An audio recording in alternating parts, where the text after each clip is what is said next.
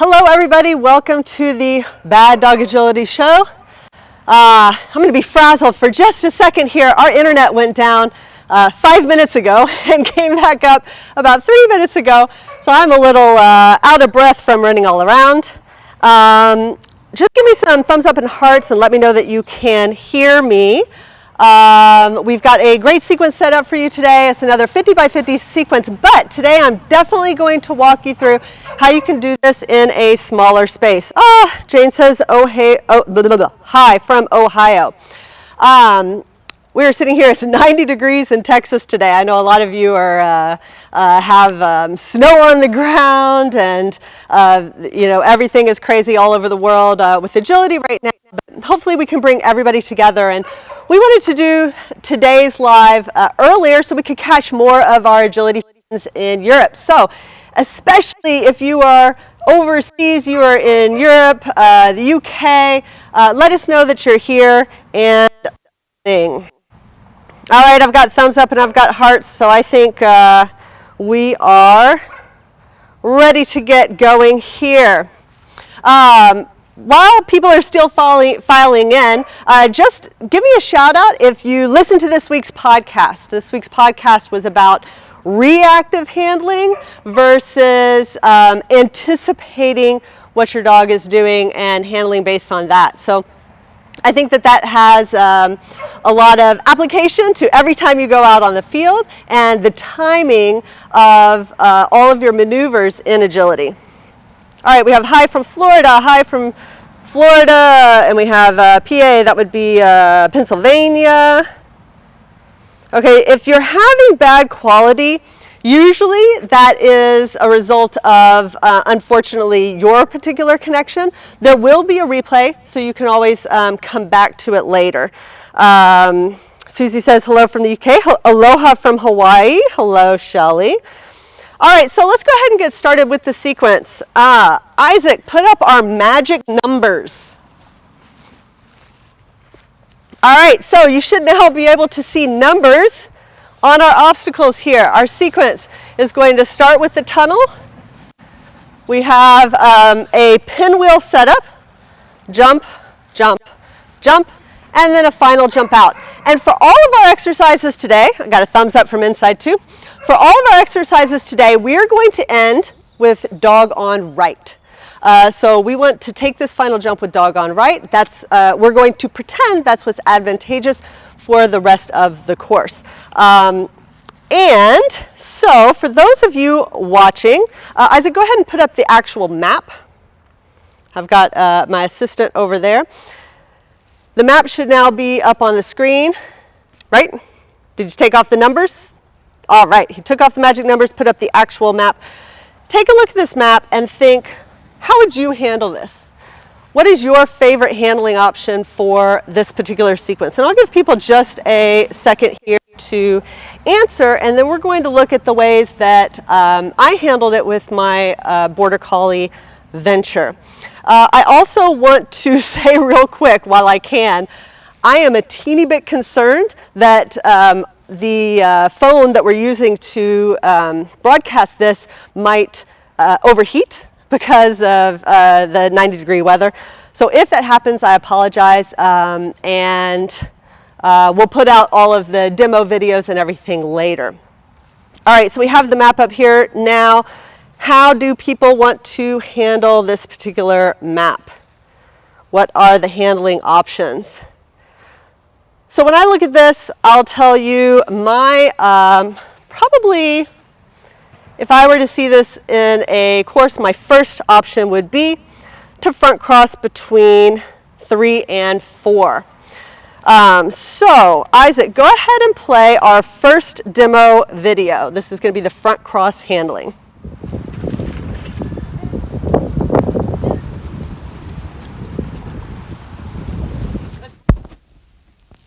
With the front cross option, still we want to show strong deceleration at this jump, but we're going to need to move on a little bit early because we need to get into position for our front cross. So I showed him the deceleration, but then I go ahead and move on up here.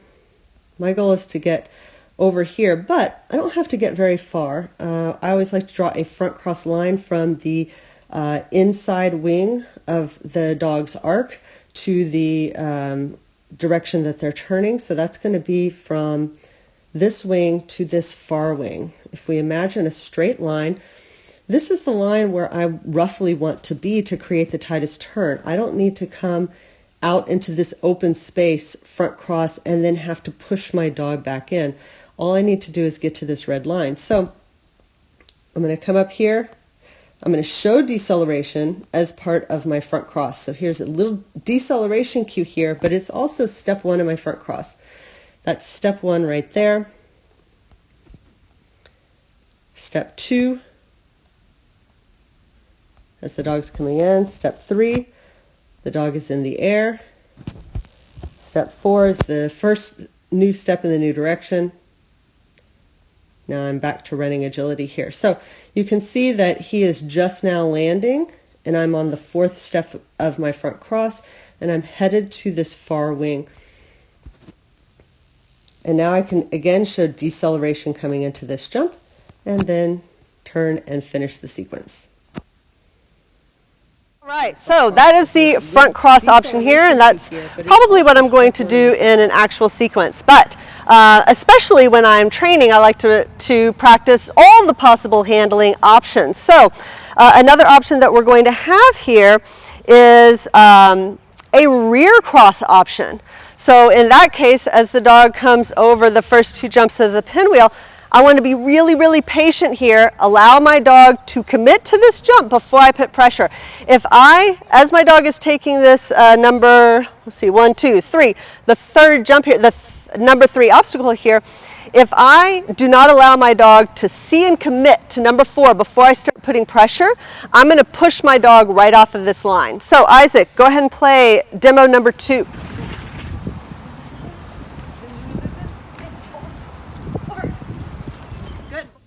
As the dog comes out of the tunnel here, we want to make sure that we make a strong connection with the dog here, but we want to be moving towards the second jump so that we can show massive deceleration at this jump to prepare the dog for the turn. Once we see the dog respond to that deceleration, we don't have very far to go, especially in this exercise where we're going to do a rear cross here to create this turn. So we're just going to move up just a little bit to this jump.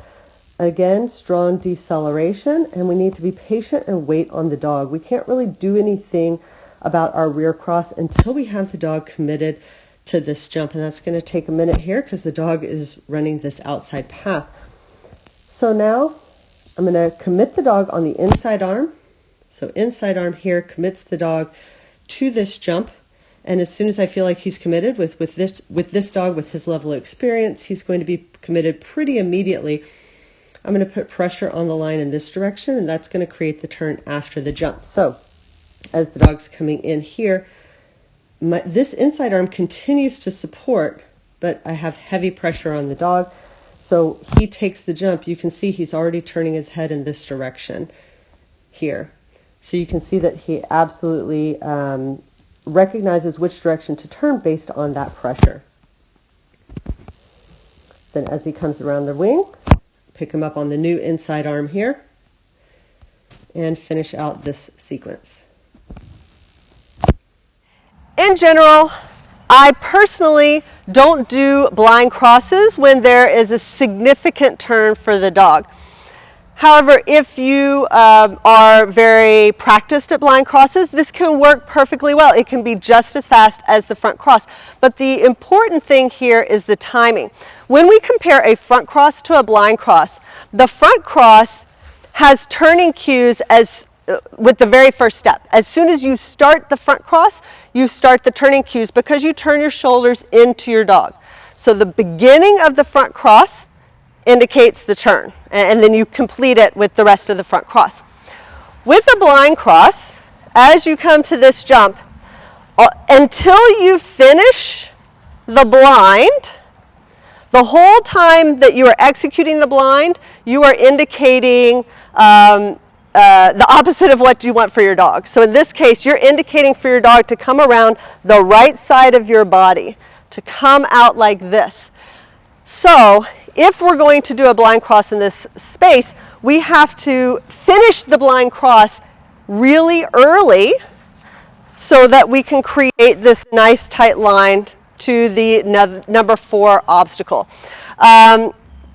With both the front cross option here that we looked at in the demo and with the blind cross option, some people had mentioned a go at number 4 to tighten up this turn, and that's totally fine. You can either come in with your strong deceleration and go, or you can come in here, turn against the dog, and run in this direction to create that tight turn.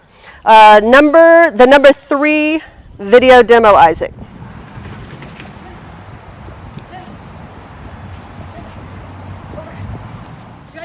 As the dog comes out of the tunnel, deceleration, but I'm not going to be able to hold this very long. I need to get up here to execute a nice and early blind cross. You can see at this moment, I tell my dog to take this jump. So this is me telling my dog to take this jump. As soon as I've told him that, I'm going to move into the blind cross. And you can see that I'm completely done with the blind cross before the dog ever takes off. I'm essentially calling the dog over this bar on the new arm. And this allows me to be really strong about this cue and to create this nice line to this number 3 jump. If I wait too long here, then as I'm moving up here for my blind cross, I'm giving my dog signals to do this. And I'm going to create a much wider turn. So to do the blind, I actually have to get it done really, really early in this scenario to be able to create this nice tight line that's going to be as fast as our other options. All right, so that is our blind cross option, and I think that the video shows really well how early I'm executing that blind cross. I like to think of a blind cross as tell my dog where to go, say you go here, and then immediately blind as I continue to move into position. So too many people end up watching their dog take the jump and then executing the blind. But that means that you haven't told your dog anything about what's coming up until they are in midair. And actually, that's a perfect tie-in to the podcast. If you haven't listened to it, we talk about that. That's reactive handling. That's seeing your dog doing something and then continuing with your handling. Best way to give our dogs good information. All right, so did anybody consider here wanting to do the loop-de-loop wrap here? Just get rid of all of the work of trying to send our dogs to the outside and do the loop-de-loop wrap. This sequence is actually taken from a course that we saw in competition, and I definitely saw people who would opt to do the loop-de-loop wrap. It keeps the handler right here really close with the dog and is fairly easy to execute. So for the loop-de-loop wrap, let's take a look at it first, and then we're going to look at a side-by-side that shows the difference in time having the dog go to the outside versus that loop-de-loop wrap. Isaac, you're actually going to skip one video and you're going to go to the second to the last video.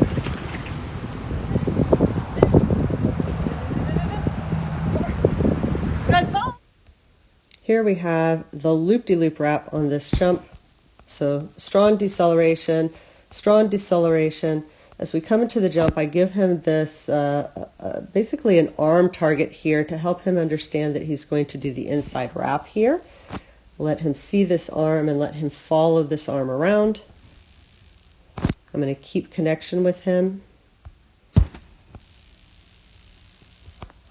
And then I can continue on to this jump here, and you can see that it's going to create a much different line. The dog is going to be jumping this way versus as they come around this swing, they're jumping in this direction. All right, so that is our loop-de-loop wrap. Now, the question is, which is faster? And we did some talk about choice analysis last week. Part of it was a backside choice. This is not a backside choice. This is just, there's just two options. Turn the dog that way or do the loop-de-loop wrap. So if we look at this, coming from this slice, you are always going to give advantage to the slice as opposed to the loop. It is faster and easier for a dog to slice this jump than it is for them to loop around. Now if we look at distance, the distance is fairly similar because these two are, they're a little bit offset, but not that offset. So you probably have a tiny bit more distance coming from this wing than you do from this wing because of the way that the jumps are offset. Now that's if you kind of assume perfect turns from the dog and do it wing to jump. And then the final thing that we always look at to determine these choices is where the dog's going next. Well, with this jumping the final jump, it doesn't matter where they're going next. Whether your dog takes, breaks the plane of this jump, if there were electronic eyes, whether they break the plane jumping that way or jumping that way, doesn't really make a difference. Let's go ahead and play this side by side. It's the last video, Isaac, of the two choices.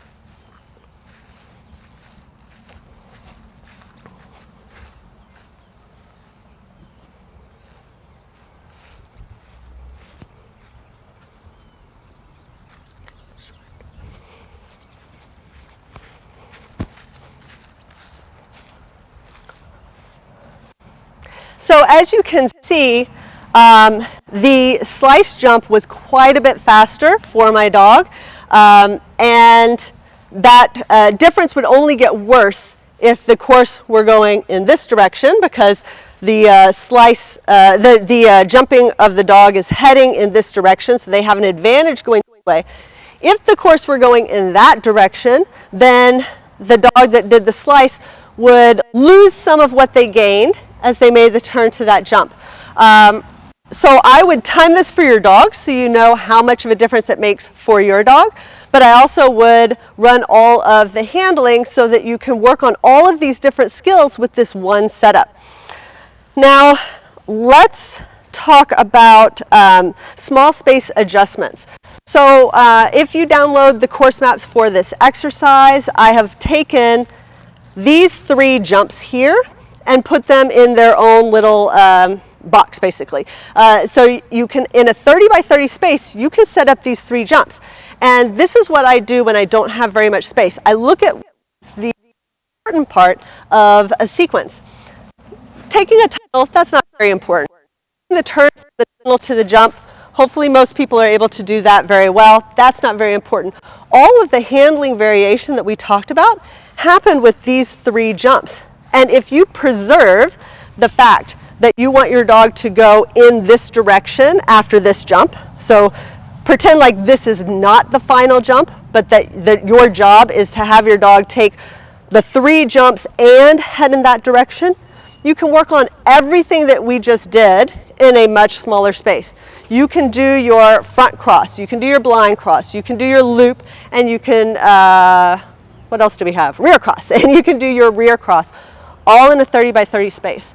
I also want to give a couple of more pointers for those of you working in a smaller space. I think it is really, really helpful to use a cone start. When you have a small space, you often don't get your dog up to full speed. Everything is a lead out, basically. And you don't get to practice the handling that happens in flow in a course. By using a cone start, you can start your dog running with speed towards the very first obstacle of a sequence.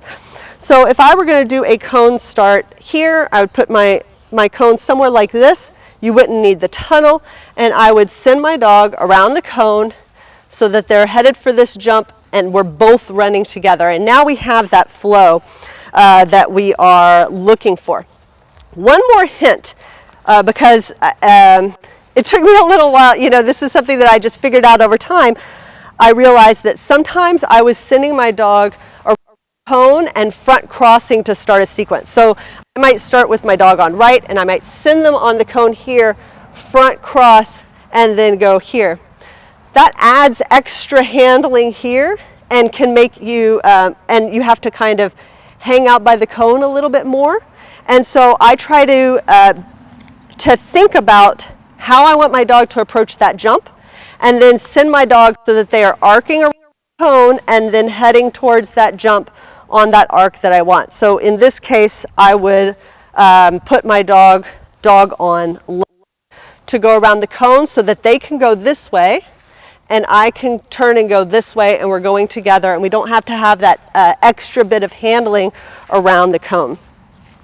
Isaac, go ahead and put up the link to the course maps. So if you want the course maps for what we did today, plus there is a bonus challenge sequence that's nested here. So once you have this set up, you can do it again. You can go to baddogagility.com/March25, March25. So that graphic should be up there. That will let you download these maps, both the 50 by 50 and the 30 by 30. And on the 30 by 30, you'll see that I have a white and a black number for number 3. And that is because, go ahead and put the image back on me, Isaac.